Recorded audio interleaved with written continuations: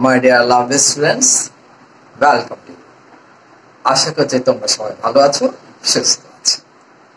তো তুমি যদি আমার চ্যানেলের মধ্যে নতুন হয়ে থাকো তাহলে তোমাকে বলবো আগে তুমি আমার চ্যানেলের প্লে লিস্টে ঢুকে যাও। কিভাবে ঢুকবে সেটা নিশ্চয়ই জানো। প্লে লিস্টে গিয়ে দেখবে কি ওখানে অনেকগুলো প্লে লিস্ট আছে। সেখান থেকে তুমি তোমার প্রয়োজন মতো তোমার যেটা দরকার সেরকম কোনো ভিডিও আছে কিনা আগে তুমি দেখে। আমার মনে হয় কি অবশ্যই তুমি তোমার সেই অর্থাৎ প্রয়োজন মতো ভিডিওটা পেয়ে যাবে।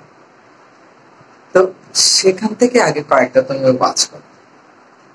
যদি দেখো কি এই ধরনের ভিডিও তোমার কাছে সহজ লাগছে, টেকনিক্যাল লাগছে, তুমি খুব সহজে শিখতে পারবে, দীর্ঘদিন মনে রাখতে পারবে, তাহলে তোমার প্রতি আমার অনুরোধ রইল আমার চ্যানেলটা সাবস্ক্রাইব করে আমার সঙ্গে থেকে শেখার।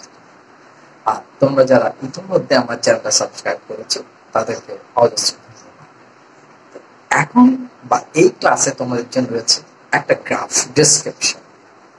কিভাবে একটা গ্রাফকে এক্সপ্লেইন করতে হয় বা ডিসক্রাইব করতে হয় সেই জিনিসটা আমি তোমাদেরকে শিখিয়ে দিচ্ছি শর্টকাট বা সংক্ষেপে, অর্থাৎ প্রশ্নপত্রে যেরকম দেওয়া থাকে সংক্ষেপে এবং সহজে। সত্যি সংক্ষেপে বা সহজে করলে হবে না, তোমাকে গ্রাফে দেওয়া তথ্য অনুযায়ী অর্থাৎ ইনফরমেশন অনুযায়ী তোমাকে লিখতে হবে, সেই তথ্যগুলোকে হাইলাইট করতে হবে। তাহলে চল। তবে আরেকটা কথা তোমাদেরকে বলে রাখি যে এই ধরনের ভিডিওগুলো কখনো তুমি স্কিপিং করে দেখার চেষ্টা করবে, অর্থাৎ একটু একটু টেনে টেনে দেখার চেষ্টা করবে। এতে করে হবে কি তুমি হয়তো অনেক গুরুত্বপূর্ণ তথ্য বা ইনফরমেশন মিস করতে পারো। ঠিক আছে, তবে শুরু করছি আজকের ক্লাসের বিষয়বস্তু বা আজকের ক্লাসটি। The graph below shows the number of people using the internet from the year 2013 to 2017 in Bangladesh. নিচের গ্রাফটি বাংলাদেশে 2013 সাল থেকে 2017 সাল পর্যন্ত ইন্টারনেট ব্যবহারকারীর সংখ্যা দেখায়। Now, describe the graph in 150 words. এখন 150 শব্দের মধ্যে গ্রাফটি বর্ণনা করো। 150 শব্দের মধ্যে, খেয়াল রাখতে হবে তোমাকে, একটু বেশ কম হতে পারে, এটা কোনো সমস্যা না, তবে তোমাকে খেয়াল রাখতে হবে যাতে 150 শব্দের ভিতরে হয়।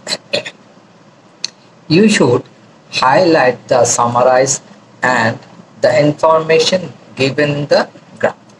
তোমার গ্রাফে দেওয়া তথ্য হাইলাইট এবং সংক্ষিপ্ত করা উচিত।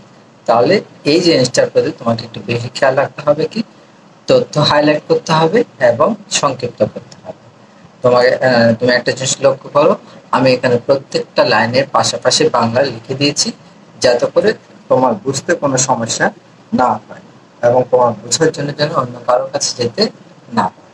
এবং এখান থেকে তুমি সহজে এটা চাইলে খাতায় লিখে নিতে পারো এবং মুখস্থ করে নিতে পারো। ওকে, আমার মনে হয় কি এটা আমি এত সহজভাবে ডেসক্রিপ্টটা মানে বর্ণনাটা দিয়েছি যাতে করে তুমি দু একবার পড়লে তোমার শেখা হয়ে যাবে আর তোমার দীর্ঘদিন মনে থাকবে। গ্রাফটা এটা আমি দেখো, আমি একটা কপি করে নিয়েছি গ্রাফটা। Number of internet users in percent শতকরা হিসাবে এটা দেওয়া হচ্ছে বা দেখানো হচ্ছে। দেখো এখানে 2013 এর মধ্যে এটা ছিল 8%, 2014 এ ছিল 15%, 2015 এ ছিল 20%, 2016 এ ছিল 28%, 2017 এ 40%।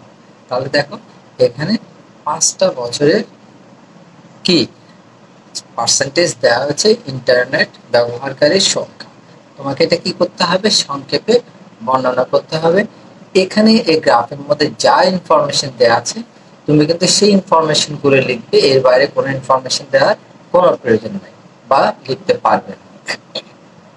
দেখো, the graph shows a comparative picture of internet users from the year 2013 to 2017 in Bangladesh. গ্রাফটি 2013 থেকে 2017 পর্যন্ত বাংলাদেশে ইন্টারনেট ব্যবহারকারীর তুলনামূলক চিত্র দেখায়। The graph shows that in 2013 only 8% people used internet. গ্রাফটি দেখায় যে 2013 সালে মাত্র 8% লোক ইন্টারনেট ব্যবহার করত। এই যে দেখো এখানে এখানে লেখা আছে কত, 8%। কত সালে? 2013 সালে। এরপরে কি, but in 2014 the percentage of internet users rose to 15%. কিন্তু 2014 সালে ইন্টারনেট ব্যবহারকারীর সংখ্যা বেড়ে 15% হয়েছিল। এই যে দেখো 2014 সালে কত হয়েছে, 15% হয়েছে। It means doubled, এর অর্থ দ্বিগুণ। In 2015 it was 20%. 2015 সালে এটা ছিল 20%। দেখো 2015 কত percent, 20%। This year the increasing rate of internet users was a little slow. এবছর কি দেখা যায়, একটু স্লো দেখা যায়, ঠিক আছে। এবছর ইন্টারনেট ব্যবহারকারীর সংখ্যা একটু ধীর গতি দেখা যায়। In 2016 it was 28%. 2016 সালে এটি ছিল 28%। দেখো 2016 সালে কোথায়, এটা 28% চলে গেছে। It was 28%. The next year it had increased by 12%, taking the total to 40. পরের বছর এটি বৃদ্ধি পেয়ে 40% হয়েছিল। So we find that there was a clear increase in the rate of internet users in Bangladesh from the year 2013 to 2017. সুতরাং আমরা দেখতে পাচ্ছি যে 2013 সাল থেকে 2017 সাল পর্যন্ত ইন্টারনেট ব্যবহারকারীর হার স্পষ্টভাবে বৃদ্ধি পেয়েছিল। Actually, people realize the necessity of importance of internet. এখান থেকে এটা একটু কনক্লুশনের মধ্যে দিতে হয় আর কি, একটু লিখলে ভালো হয়। আসলে মানুষ ইন্টারনেটের প্রয়োজনীয়তা ও গুরুত্ব উপলব্ধি করে। Internet greatly contributes to the promotion of education and civilization. Internet শিক্ষা ও সভ্যতার প্রসারে বড় অবদান রাখে।